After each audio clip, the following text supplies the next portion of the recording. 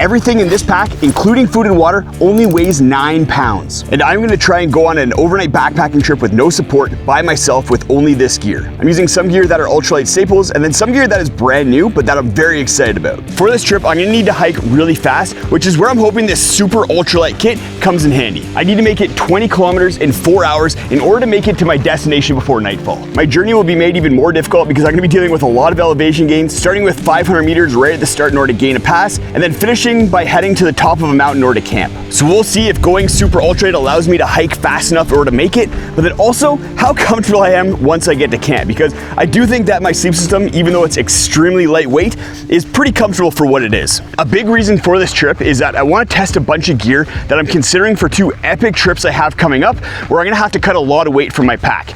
So ultimately, I'm gonna be identifying some winners, some losers, what I might bring on that trip, and sharing that information with you guys. I've made it about halfway through that initial 500 meters of elevation gain. You can see the top of the pass just up there at the high point of the horizon, and I'm not moving as fast as I'd like to. It's really hot out.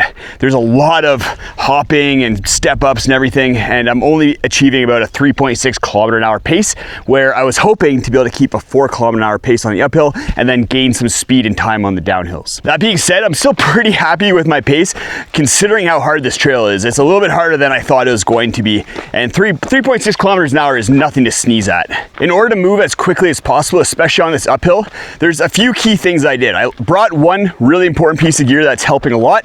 I left one pretty heavy piece of gear at home that I would almost always bring on trips, and then there's one strategy that I'm using that is saving a lot of weight and is probably making the biggest difference. The key piece of gear that I brought with me is the Durson Wapta pack. I've used this on a bunch of trips in the past. It's one of my favorite packs of all time, but what makes it really good on a trip like this is its weight. It's only 380 grams without the hip belt, so very light, has good capacity, but most importantly, has good access to items. The water bottle pockets are easy to grab. There's a bottom pocket and then the 2 shoulder straps. It means that I barely ever have to stop. And while that's good, it's also why I'm pretty tired. I'm just going up this trail. But while I have a lot of great experience with the Wapta, there's one question that I still kind of need to answer with it. And that's whether I'd bring it on a thru hike and use it as my main thru hiking pack. So that's what I'm gonna be thinking about on this trip, and then hopefully having an answer by the end of it. The item that I pretty much always bring on trips that I left behind is the Garmin InReach. It weighs about 120 grams, so a decent amount of weight.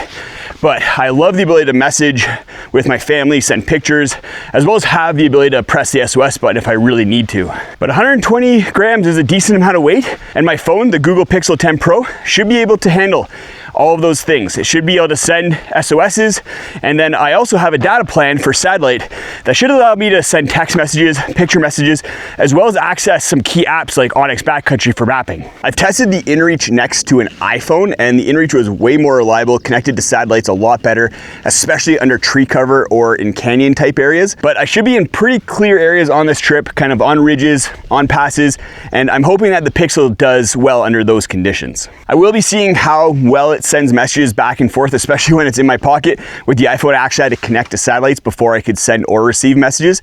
As well, I'm gonna do an emergency SOS test to see how quickly it can connect to a satellite in that kind of scenario. The big question mark is whether phone reliability is at a point where I'd rely on it for a thru hike, because last time I tested, it wasn't, but we'll see on this trip where it's at. I also saved about an ounce by not having a filter with me. Instead, what I'm gonna be doing is filling up my water bottles and then using aqua tabs in order to treat the water. It does take about 30 minutes to treat the water before you can drink it, but I have that time, and with 2 water bottles and that reservoir, I'm not too worried about it. This is only really a good strategy for shorter hikes like 2 or 3 days, because if you're drinking 6-8 liters of water a day, that's a lot of tabs, and it starts becoming a little bit annoying to take them out and treat your water that way. And because of that treatment time, you can't just sit at a water source and camel up. You have to wait the 30 minutes. So there's a bunch of ways I dropped weight from my pack and allowed myself to move quickly up that elevation, especially with all the step ups and everything like that.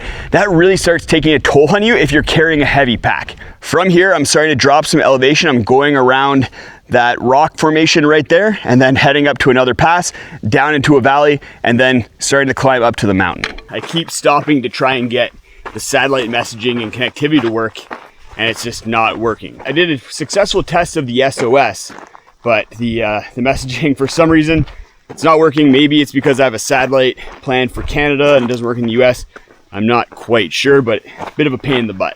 I'm feeling pretty frustrated right now. I've made some mistakes, And the biggest one being that I am getting dehydrated. I haven't had any water since the top of the pass, and that was an hour and a half ago. I thought at this point, after being on trail for 2.5 hours, which is over half the amount of time that I'd kind of allocated for this hike, I'd be hitting a water source, but that's not the case. And that's because I'm moving a lot slower than I thought I would be. Part of that is just the heat and it just being hot out. Another aspect is that I'm not in as good a shape as I thought I was. And then the third issue is that I'm stopping a lot and just looking for water sources. Every kind of little dip in that valley, I was looking, seeing if there's any water that I could go fill up with. So the other thing I'm thinking about is that once I do find water, I'm gonna have to wait 30 minutes in order to be able to drink it, which is really annoying and has me kind of regretting bringing the tabs. I don't think that was the right call. My platypus quick draw would have been 75 grams, would have worked with the bladder that I have. So that was just a bad call. Good water management can be a huge difference maker when you're on trail. It can save you a lot of weight, a lot of energy, but if you do it wrong, then it can really start beating you up like I'm experiencing right now, where both my mental game and my physical game are deteriorating very quickly. So I found some water. It's about time. I haven't had water for over 2 hours now, and I'm gonna have to wait another 30 minutes, but this is looking pretty good. It's gonna be really hard not to drink it, but I'm gonna fill up all 5 liters of water right here because I'm not sure how much I have left in the tank. And if I run out of gas, I wanna be able to just stop, camp, and be okay for water. The way it works is you put the water inside of the bottle, as you do when you're filling up water, and then you rip open the AquaTab package, and then you put 1 little tab in each liter of water. And then you just kind of shake that up a little bit, and then let it sit for half an hour. So I'm gonna be able to get water at 510, 520. Math is hard.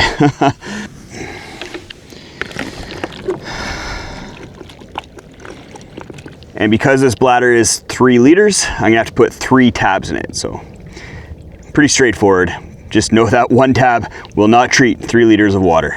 I'm all filled up on water, got all 5 liters ready to go, but I'm still feeling pretty terrible outside of the dehydration and now approaching hunger too. I'm just really discouraged. I thought I'd planned for this a little bit better. I also thought I had a little bit more in me from like, what's the word I'm looking for? My brain is fried. Fitness. From a fitness standpoint, I just thought I was gonna be able to accomplish this a lot more easily, and it's a wake-up call that over the next few months I'm gonna have to put in a lot of work. I'm just gonna have to. There's no 2 ways about it. These trips that I have coming up require me to be in a lot better shape than I am right now. The other factor is emotional as well, but probably even more impactful, and that's the fact that I haven't been able to message with my wife at all, and I've really gotten used to being able to chat with her throughout the day and get encouragement, get advice, see how things are going. I've really gotten used to that. The other factor with that is that Garmin introduced photo messaging right as my daughter was born 18 months ago. And I didn't realize how important of a factor that's been on these trips that I go on. Getting a handful of photos of her throughout the day just is amazing and makes it so that I feel like I can go on these trips because I have that little bit of connection, and I can send her photos of me and she points at them and says Dada. And not having that is wrecking me a little bit. So yeah, this trip has been tougher than I thought it was going to be in multiple different ways. So yeah, we'll keep hiking and hopefully find camp soon. Also looks like it's gonna rain. Made it out of the valley there, and it's exactly 30 minutes since I got water and put the tabs in, so let's do this. Oh my goodness, this is probably gonna taste so good.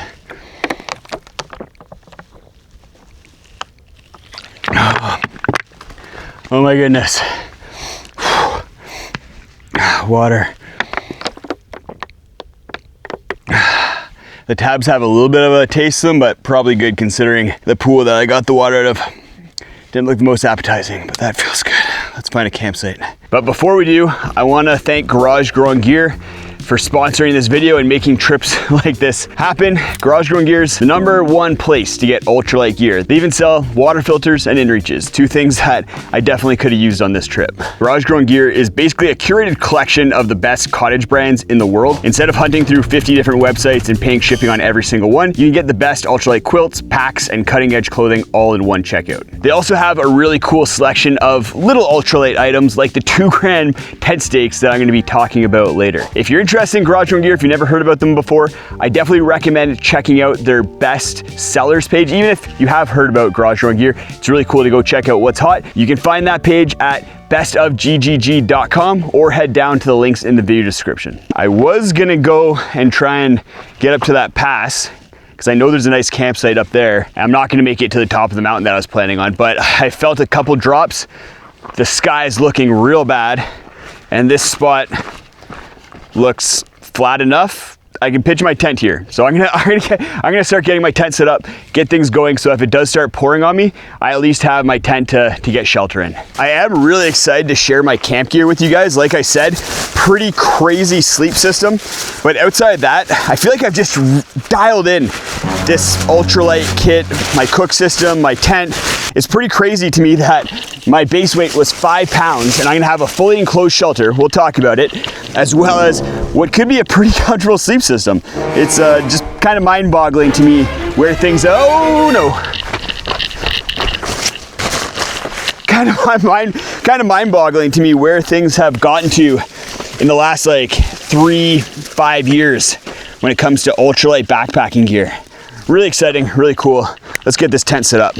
Tent set up just in time. I'm hearing thunder in the distance. Hopefully this giant cactus adds as a lightning rod for me. Let me tell you about my best friend. He's a one. I missed the Plex Solo. It's been a while since I've used it, but this tent is so easy to pitch and just seems really bomb-proof. A lot of space inside of it for such a lightweight tent. And the tent stakes I'm using are pretty extreme, but pretty slick. Like I said, they're only 2 grams. They're made out of carbon fiber tubing. It's not hollow, so it's solid carbon fiber with these little 3D printed plastic caps on it. And they're surprisingly good. You can hammer them into tough ground, and they actually go easier into tough ground because of how narrow they are relative to bigger, thicker stakes. And while at this point I wouldn't necessarily trust them at major guy-out points, I have 4 of them at each of the secondary guy-out points, and they're holding strong. So pretty cool little gadget. I'm falling in love with these tent stakes, and I have a feeling that a lot of other backpackers are too. The rain started, so I'm gonna quickly fire my sleep system into the tent, get that set up, and then I'll probably just need to hunker down for a little bit until this rain either stops or something. I'll keep you guys updated. The rain and the thunder have really picked up. You can hear the rain coming down.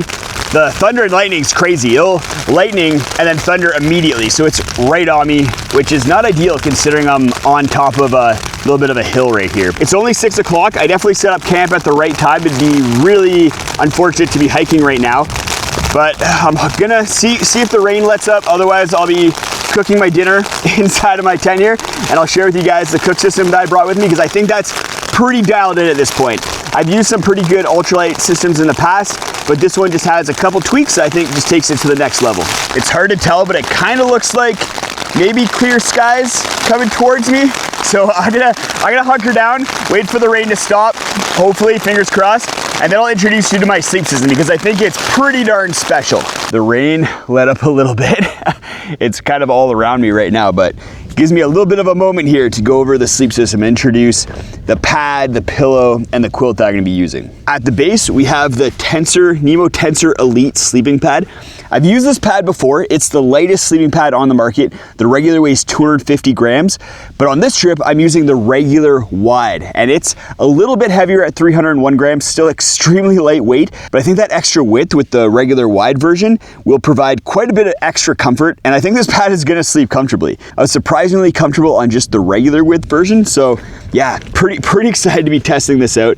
It's not very warm. It'll keep you warm down to just above freezing, and it's not the most durable. I definitely checked the ground for pokey things before setting up the tent, but yeah, pretty excited for the regular wide version, which is new for this year. Up until now, Nemo just had the regular, I think because they're trying to gauge what kind of interest there was in a pad this lightweight, as well as maybe see what the durability was like. So far, no issues from what I've seen out on review sites and stuff like that. Out of 50 reviews on REI, there's none that I saw that had an issue with durability. So that's pretty cool to see, especially with a pad that uses a 10-denier shell fabric. For the pillow, we also have a new pillow for 2026.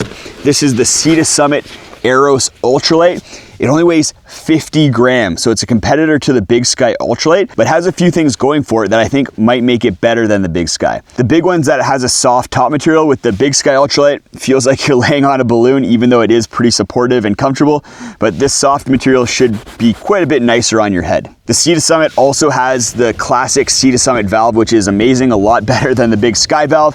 It has a curved bottom to it, so you can slot your shoulder into it. So even though it is a smaller pillow than the Big Sky, I think it's not gonna feel smaller once you're actually laying on it. It also has some good height to it, and then the baffling seems like it should be supportive. The final trick up the Aeros Ultralight sleeve is that it uses the pillow lock system. So it comes with Velcro stickers that you can put onto a sleeping pad, and then that sticks to the soft back of the pillow. And the big benefit of that is that you don't need a pad strap for your pillow, and your pillow is gonna stay in place when you put it onto your sleeping pad. There's some pros, some cons with the Velcro relative to a pad strap. With the Velcro, you can put it a little bit closer to the head end of the sleeping pad and then use the full length of your pad a little bit more easily. Whereas if you have a mummy-shaped sleeping pad and a pad strap, it could pop off if you don't have it positioned just right. It's also a little bit lighter than a pad strap, but doesn't seem like it's quite as secure as a pad strap. So between the sleeping pad and the pillow, we're gonna have a pretty good test of some new items tonight while I try to get a good night's sleep. And all that's gonna be paired with the Z-Packs Solo Quilt. This is an oldie but a goodie, extremely lightweight quilt. This is a 30-degree version, but very warm. I love that the minimalist pad strap here, as minimal as it can get, but has been very effective for me. I've never found myself having drafts with this quilt. It's crazy how much you can just like a big bag of down, but yeah, I like this quilt. I'm hoping that these crazy dark skies are behind me now, moving away, and that little bit of sunshine and blue sky is what's moving towards me, because I'm hungry and I'm feeling optimistic. So I'm gonna get my cook system all set up and then start cooking dinner, and I'll share with you what my cook system is, because it's similar to what I've used in the past, but a little bit more dialed in. It started to rain a little bit, so let's get the cook system unpacked, and then maybe I'll go cook in my vestibule. But this is it. Might look a little bit familiar, and that's because it uses the same base with the Toaks 550 milliliter pot that I've used on a lot of other ultralight trips. And this is just an oldie but a goodie. It doesn't have any handles, saves a little bit of weight, and it also has the temperature sticker on there because that saves on fuel. You only really need to warm up water to about 70 degrees if it's already treated in order to rehydrate a meal. So you can save quite a bit of fuel by not getting your water up to a boil. And then we have the Pika lid on here. This is the version 2 Pika lid. It's a prototype right now, but it should be coming soon. Fingers crossed. Has a few little tweaks to it. It's lighter at just over 20 grams instead of just under 30. Has a little bit more clear labeling on it, and should be a little bit easier to get on and off of pots while still being secure enough to hold a fuel canister in there, as well as your lighter. So your lighter just fits and you can just push it out a little bit easier than with the previous system. And then for my stove, the classic BRS 3000. This stove, is it ever gonna die? I realize that this stove, this specific one, has now been with me for 5 years and has probably been on like 100 nights worth of trips at least. It's the one that was with me for 36 days on the Great Divide Trail through hike. And yeah, lots and lots of use with this, and it's still going strong. Because I don't have any handles on this, I'm using a pot grabber. This is made by Igneous Gear. It's expensive, but it's an insane little piece of engineering. It uses space type materials for a little spring that makes it so it like pops back, which is nice. Has really good ergonomics for gripping the pot and then having slots for your thumb and then your 2 fingers. This thing feels super stable when you're pouring water out of it, and I love that it just has that spring. It makes it a lot easier than some other ultralight pot grabbers that are out there. And it doesn't weigh a lot for how much functionality you get out of it, 4.5 grams. Like I said, it's expensive, but if you're like me and you just are always using a pot grabber and you just want something that works and is probably gonna last a lifetime, then this is a great little option to look at. All right, how much water do I need? 1 1/3 cup. No idea what that is in milliliters or ounces. 11 ounces, 325 milliliters. Okay, so let's get some water in the pot. And then we'll get the BRS fired up. Whoa! This meal only takes 325 milliliters, so there's not really a reason to get a 750 milliliter pot anymore unless you need to be boiling water for 2 people, or if you like to have a hot drink with your meal. That's really the only other reason. Yeah, and my spoon. I'm not using a pink spoon or my extra long-handled titanium spoon. I'm using the Sea to Summit, I think it's like Frontier Ultralight. It only weighs 11 grams. And when you're on a super ultralight trip, every gram counts. So those other ones weigh over 15 grams. This is the one that I'm gonna bring on trips like this. Especially with a meal like this, it's a pretty shallow bowl. So I don't need the extra long handle like I would with like a Peak Refuel or something like that. So let's get this stirred up. Excited to eat, that's for sure. What a weird day. It did not go like I thought it would at all. I thought I was just gonna crush 20K, camp on top of a mountain. I think it's that mountain right there actually. And then have beautiful views all around me, be able to message with my wife, send her pictures, get pictures back. But instead I ended up dehydrated, and that really, I think, took a bigger toll than I realized. My body doesn't feel that sore because I only hiked like 12, 13 kilometers, but I felt so drained because of the dehydration. And then the emotional toll of the dehydration kind of surprised me too. I'm feeling a lot better now after drinking 1.5 liters of water, but I haven't broken down like that in a really long time. And yeah, it just kind of all hit me, which it does when you're not feeling great. You start thinking about these kind of things like your family, and it hits you pretty hard, or failure. Failure and family bring up big emotions. So wild ride. I'm glad I'm kind of on the backside of it. Tomorrow I'll also have a 12-kilometer day, a bit more of a direct route back to the parking lot. But tonight I'm gonna test out that sleep system because I'm really curious to see how it performs, and it could make a really big difference on my upcoming trips. And then I'm also gonna highlight the big winners from this trip when it comes to gear that I'm really excited about to bring on these upcoming big trips that I have. I'm gonna climb this big rock, hopefully not fall down because I don't really have reliable SOS or anything like that, but I'm gonna try and get a cell phone signal. Might be able to, might not, and message with Steffi Poo. I'll see you guys in the morning. Wish me luck. Good morning. It rained off and on pretty much the entire night, so a lot of rain, which is kind of ironic considering my water situation yesterday, but I stayed nice and dry inside the Plex Solo, and then overnight temperatures got down to only 10 degrees Celsius, so pretty warm. Last night I was really trying to test out the pillow and then the sleeping pad to see if they could become ultralight staples as part of my sleep system. With the Aeros Ultralight pillow, I started off with not great initial impressions. It felt like when I had it fully inflated, it was a little bit too hard, not quite stretchy enough. And then when I let out some air, it felt a little bit balloony, but that's where I ended up for the night. You can see there's a little bit of air out. It's not fully inflated, but I actually ended up having a pretty good sleep on this pillow, a lot better than I thought I was going to. And I think there's a few factors at play.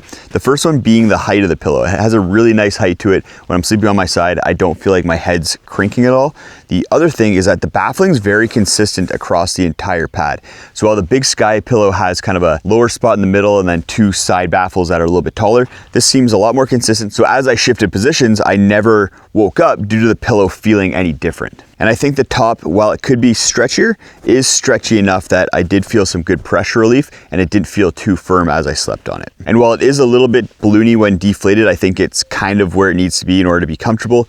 It's just supportive enough that I felt comfortable while I was laying on it. The pillow lock system worked really well. That might be the difference maker for a lot of people. If you don't like pad straps, this Velcro system that you put on your sleeping pad in order to attach the Aeros pillows just works really nicely. I only used 2 of the 4 Velcro strips, and the pillow did not move at all. Even when I shifted positions pretty aggressively, it just stayed right in place. I'm not sure if it's a runaway better ultralight pillow than the Big Sky Ultralight, so I think what I'm gonna have to do is do a side-by-side comparison and see which one I like more. Especially when it comes to comfort, they both have their strengths and their weaknesses, so I think it'll be pretty illuminating to test them side by side. For the Tensor Elite, it was as comfortable as I remember it being. That slight stretch that the top material has is just really nice. It makes for a pretty comfy pad. That combined with the fact that I had the pad pretty deflated last night, just enough that I wasn't bottoming out. You can see there's a lot of air out of this pad, led to some pretty good pressure relief. I never had an arm go numb when I was laying on my side, and I always felt comfortable both on my shoulder and my hip. I did find the extra width to make a pretty big difference, especially when laying on my side. When I lay on my side, I take up a lot more width of the pad,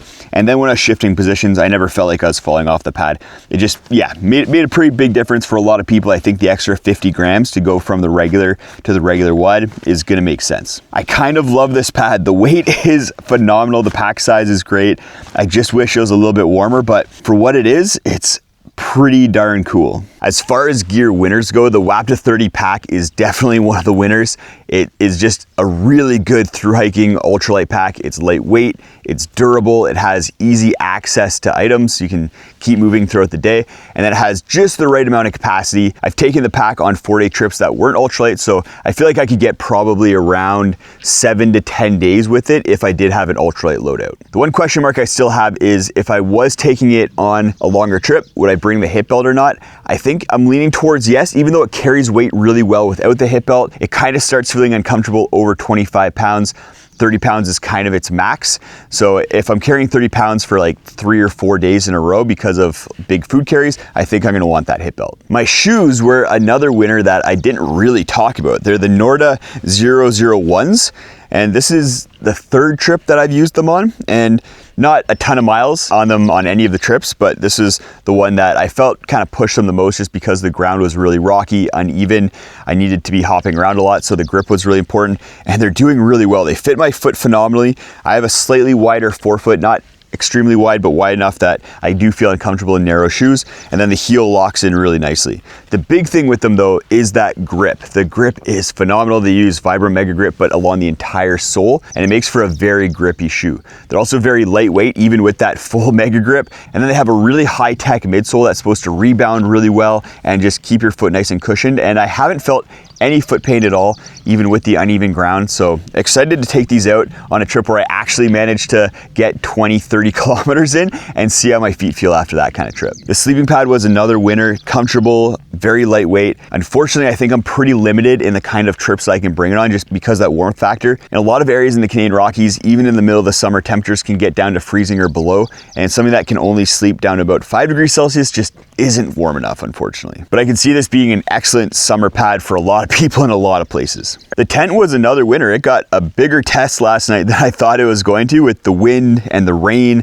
and then tons of condensation after the rain stopped. But the Plex Solo handled it all again really well. It's nice that I can just use a cloth, wipe down the outside of the tent for the rain and then the inside for the condensation, and then I'm not carrying that extra weight throughout the day. That actually makes a pretty big difference. That can be hundreds of grams of water weight that you're carrying if you don't wipe it off. And while I love this tent, and I've used a similar tent in the Altaplex for 36 days on trail in a row, some people are gonna be a little bit too big for this tent, and I think people who are on 3 or 4 month through hikes might want a little bit more space since they're living out this for a bit longer. But if you're going out for a handful of days or even a month, I think something like the Plex Solo is a great option, especially with the weight savings, and I really like the simplicity of just one trekking pole. The 2-gram tent stakes are also a win. They held in place throughout all the wind last night, haven't moved at all, really solid, and 2 grams is insanely lightweight for a tent stake. So yeah, really cool little product. As far as the losers go, definitely my cell phone. I haven't been able to send a message or receive a message at all, and I'm dubious about the SOS capabilities and